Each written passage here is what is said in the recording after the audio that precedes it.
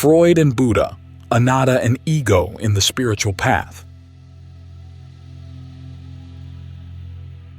Yesterday's podcast, we discussed some of the traditional ways in which the Buddha taught a skillful sense of self, the self as the agent or producer of happiness, and the self as the consumer of happiness, through the development of generosity, virtue, and meditation on goodwill. We also talked about some of the qualities the Buddha recommends for skillfully negotiating with the less skillful members of the mind's committee and motivating them to do the right thing. Today's talk approaches the same topics from a slightly different angle, looking at them in terms of what modern psychology has to say about mature ego functioning. Sometimes you hear that the Buddha's teaching on not-self is a teaching on non-ego. This is actually a misunderstanding, and it has two unfortunate consequences. The first is that, for those who like the idea of non-ego, it becomes an excuse for self-hatred and for the practice of spiritual bypassing. An example of spiritual bypassing is this.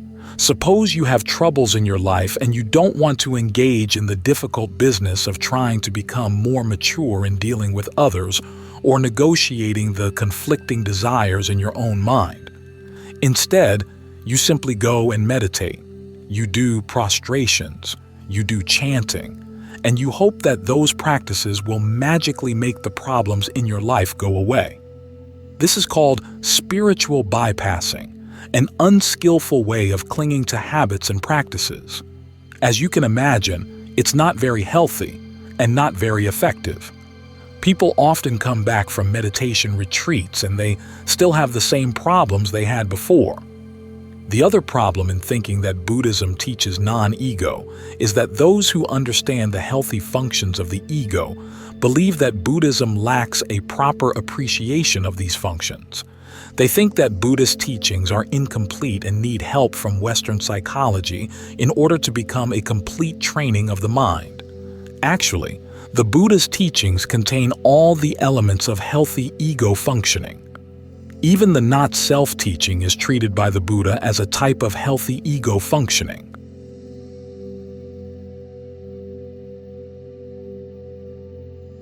Freud's teaching on the ego, ID, ego, and superego.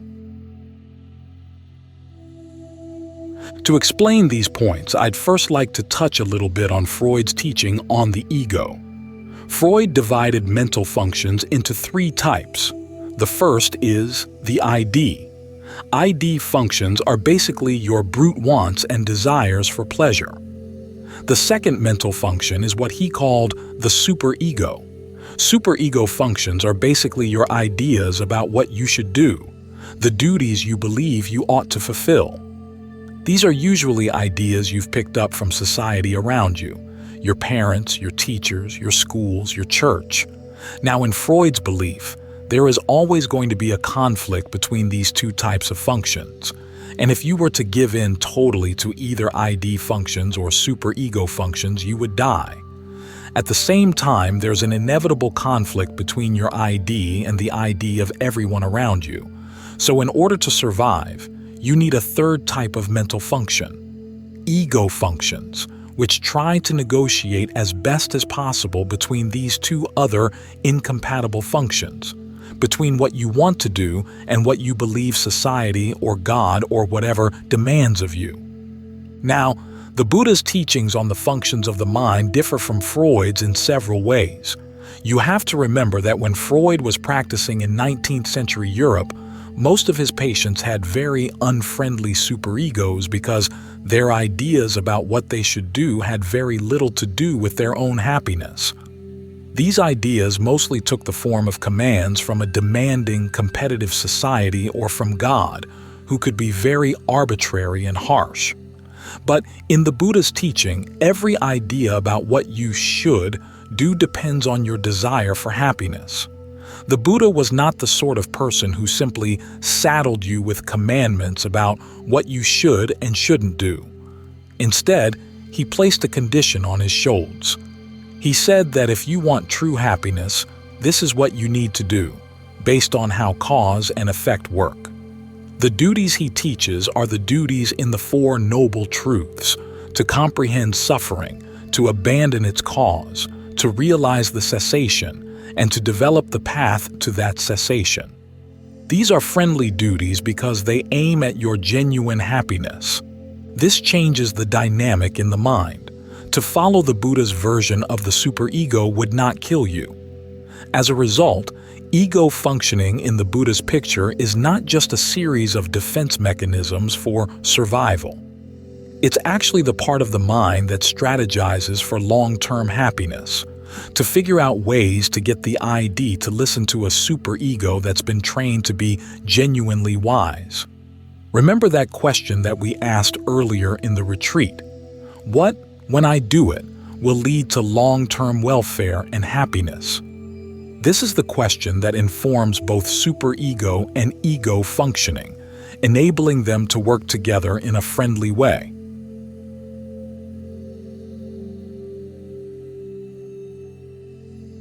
The differences.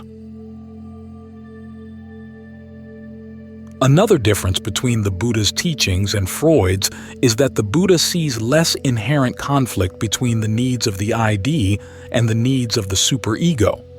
As he says, your true happiness doesn't need to conflict with the true happiness of society at large. Also, unlike Freud, the Buddha doesn't necessarily believe in brute, irrational desire.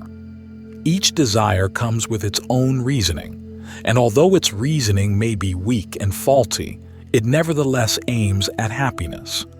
At the same time, each reason of the mind is associated with its own desire, which is also aimed at happiness.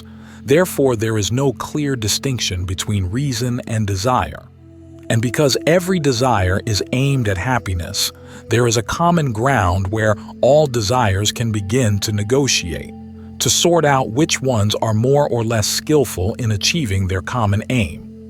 This means that, from the Buddhist point of view, the functions that Freud labeled as ID, ego, and superego are different ways of defining your strategies for happiness.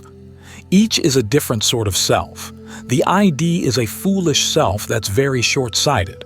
The superego is the wise self that looks for long-term happiness. And the ego is the negotiating self that tries to train the ID, to reason with it so that it'll be willing to listen to the wise superego. When these functions are brought together in a skillful way, then, for example, the practice of generosity, virtue, and meditation brings a happiness that doesn't create clear boundaries between you and other people. Everyone benefits when you follow these strategies. In the Buddha's eyes, one of the reasons that genuine happiness is genuine is because it doesn't need to take anything away from anyone else and can actually help contribute to other people's happiness too. Those are the differences. Buddha and Freud, on their similarities.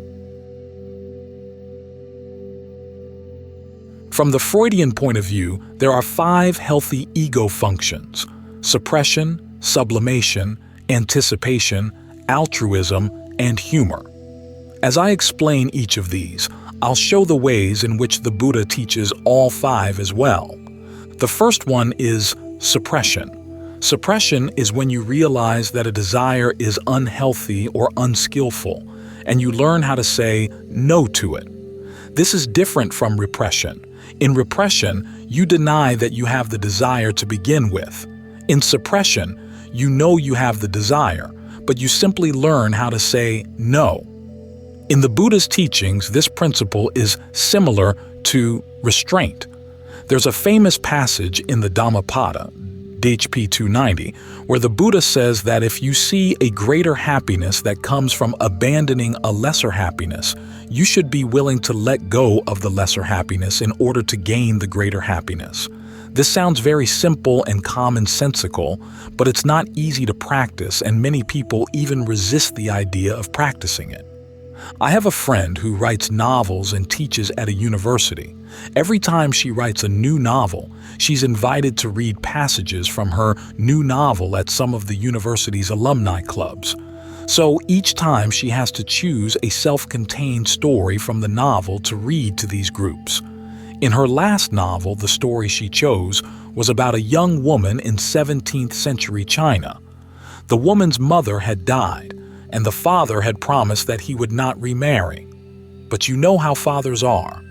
After 2 years, he did remarry. Not only that, he married a courtesan. Now the courtesan was very intelligent and she wanted to be a good stepmother to the girl. One night they were playing chess. As they were playing, the stepmother was also using the occasion to teach the daughter an important lesson in life. The lesson was this: if you want true happiness in life, you have to decide that there's one thing you want more than anything else, and that you're willing to sacrifice everything else for that one thing.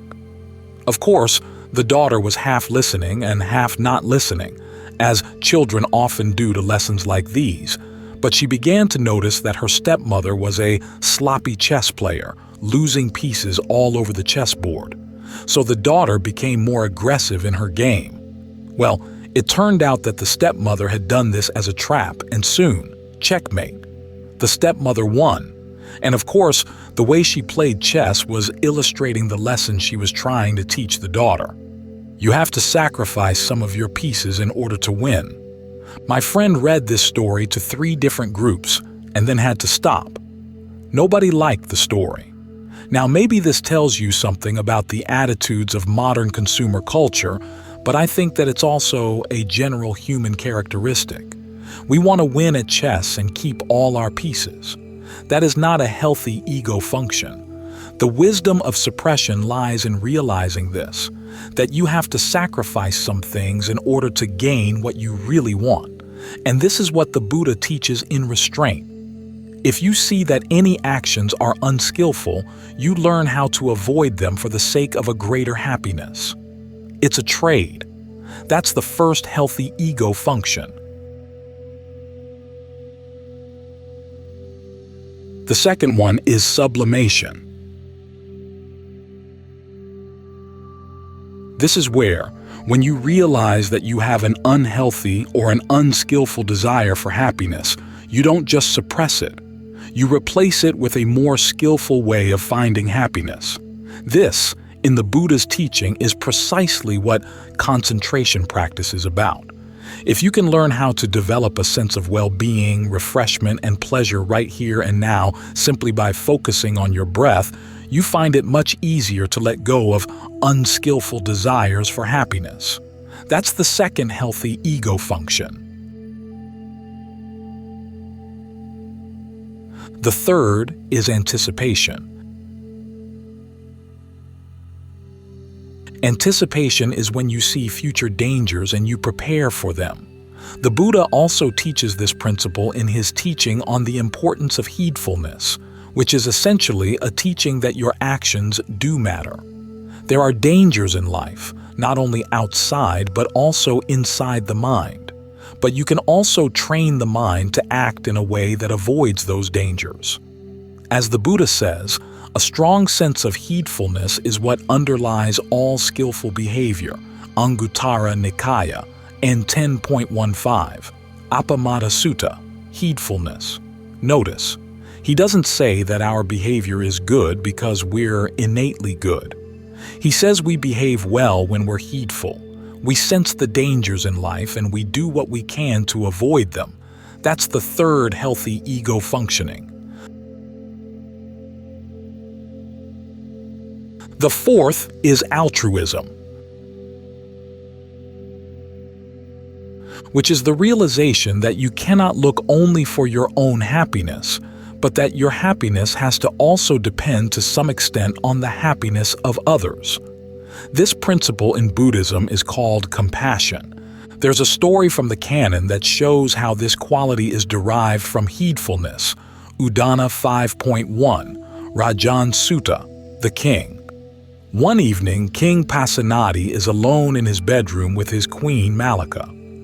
At a tender moment, the king turns to the queen and asks her, "Is there anyone you love more than yourself?" Now, you know what the king is thinking. He wants the queen to say, "Yes, your majesty, I love you more than I love myself." And if this were a Hollywood movie, that's what she would say. But this is not Hollywood. This is the Pali Canon. The Queen says, "No, there's no one I love more than myself. And how about you? Is there anyone you love more than yourself?" And the king has to admit, well, no. That's the end of the scene. The king leaves the palace and goes to see the Buddha to tell him what happened, and the Buddha says, "The queen is right. You can search the entire world and you will never find anyone you love more than yourself. In the same way, all other beings love themselves fiercely." But the conclusion the Buddha draws from this is interesting. He doesn't cite this as an excuse for selfishness. Instead, he uses it as a rationale for compassion. He says that because all beings love themselves so fiercely, if you really want happiness, then you shouldn't harm others because otherwise your happiness won't last. There are two principles behind his reasoning here. One is that if your happiness depends on other people's suffering, they won't stand for it. They'll try to destroy your happiness whenever they get the chance. Second, the principle of sympathy. If you see that your own happiness depends on other people's suffering, deep in your heart you can't really be happy. So this is the basis for compassion. That's the fourth healthy ego function. The fifth healthy ego function is humor. The Buddha doesn't talk explicitly about this topic, but there are many stories in the canon that show his good sense of humor. I'll tell you two of them. The first is a story told by the Buddha concerning a monk who gains a vision of devas while meditating. The monk asks them, "Do you know where the end of the physical universe is?" And the devas say, "No, we don't know, but there is a higher level of devas. Maybe they know." So the monk continues meditating and he gets to the next level of devas. He asks them the same question and he gets the same answer. There's a higher level. Maybe they know. This goes on for 10 levels or so. Finally, the last level of devas say, "No, we don't know the end of the physical universe, but there is the great Brahma. He must know. If you meditate hard, you may get to see him." The monk continues meditating until the great Brahma appears in a flash of light. He asks his question of the great Brahma, and the great Brahma responds, "I, monk, am Brahma, the great Brahma, the conqueror, the unconquered, the all-seeing, all-powerful, the sovereign Lord, the maker, creator, chief, appointer, and ruler, father of all that have been and shall be." Now, if this were the book of Job, the monk would say, "I understand." But again, this is the Pali Canon. The monk says, "That's not what I asked you. I asked you where the end of the physical universe is." Again, the great Brahma says, "I, monk, am Brahma, the great Brahma," etc. 3 times. Finally, the great Brahma pulls the monk aside by the arm and says, "Look, I don't know, but I have all of these devas in my entourage who believe that I know everything. They would be very disillusioned if they learned that I can't answer your question." So he sends the monk back to the Buddha, who answers the question after rephrasing it, pointing to where the physical universe has no footing in the mind. That's one example of the Buddha's humor in the canon. Another example concerns a monk, Sagata, who had great psychic power. One day, he did battle with a great fire-breathing serpent and won. He ended up capturing the serpent in his bowl. People heard about this and were very impressed. They wanted to give him a very special gift, so they went to ask a group of monks, "What is something that monks don't usually get?" But they asked the wrong group of monks. These monks said, "We don't usually get hard liquor." So the next morning, all the lay people in the city prepared liquor for Sagata. After drinking hard liquor at every house, he passed out at the city gate. The Buddha came along with a group of monks, saw Sagata, and told the monks to pick him up and take him back to the monastery. They laid him down on the ground with his head to the Buddha and his feet in the other direction. Now, Sagata didn't know where he was, so he started turning around back and forth, until finally his feet were pointed at the Buddha. The Buddha asked the monks, "Before, didn't he show respect to us?" And the monks said, "Yes." "Is he showing respect now?" "No." "And before, didn't he do battle with a fire-breathing serpent?" "Yes." "Could he do battle with a salamander now?" "No." This is why we have a rule against drinking alcohol.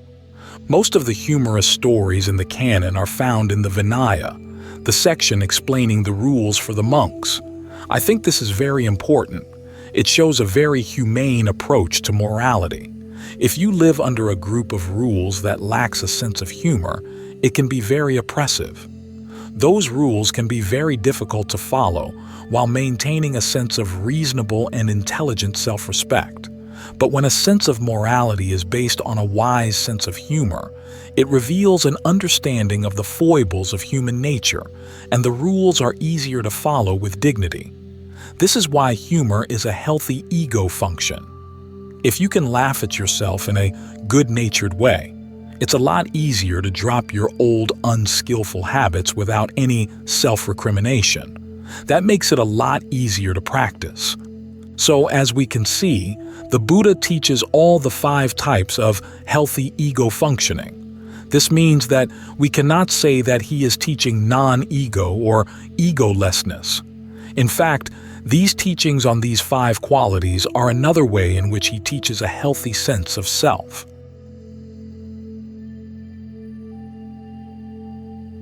The ego on the path. We can also see that these teachings on developing a healthy ego include some of the basic virtues of the Buddha: discernment, compassion, and purity. The discernment in anticipation, sublimation, and humor, the compassion in altruism, and the purity in suppression. In this way, these 3 qualities of the Buddha come from healthy ego functioning and the intelligent pursuit of happiness. Unlike some religious teachers, the Buddha doesn't encourage you to feel ashamed of your desire for happiness or to deny it. Instead, he shows you how to train that desire so that it leads to true happiness and develops noble qualities of heart and mind along the way. He shows you how your ego can become wise, compassionate, and pure. Even the perception of not self, if we apply it the right way, is a healthy ego function. Remember, we're not trying to let go of our sense of self because we hate it, for that would encourage a form of neurosis. We're letting it go because we've come to understand, through developing our skills on the path, both the uses and the limitations of healthy perceptions of self. We're letting go to find a higher level of happiness, which is what healthy ego functioning is all about. The Buddha himself makes the point that the not-self perception is to be used for the sake of happiness. Monks, do you see any clinging in the form of a doctrine of self which, when you cling to it, there would not arise sorrow, lamentation, pain, grief, and despair? And the monks respond, "No, Lord." And the Buddha says, "Neither do I." What do you think? If a person were to gather or to burn or do as he likes with the grass, twigs, branches, and leaves here in Jedah's grove, would the thought occur to you, "It's us that this person is gathering, burning, or doing with as he likes"? The monks say, "No, Lord." Why is that? Because those things are not our self, nor do they pertain to our self. And then the Buddha says, "Even so, monks, whatever is not yours, let go of it. Your letting go of it will be for your long-term welfare and happiness. What is not yours? Form is not yours. Let go of it. Your letting go of it will be for your long-term welfare and happiness. Feeling is not yours. Let go of it. Perception is not yours. Let go of it. Fabrications are not yours. Let go of them. Consciousness is not yours. Let go of it. Your letting go of it will be for your long-term welfare and happiness." Majjhima Nikaya 22. This is a healthy and fruitful application of the perception of not self, the topic we're going to take up tomorrow.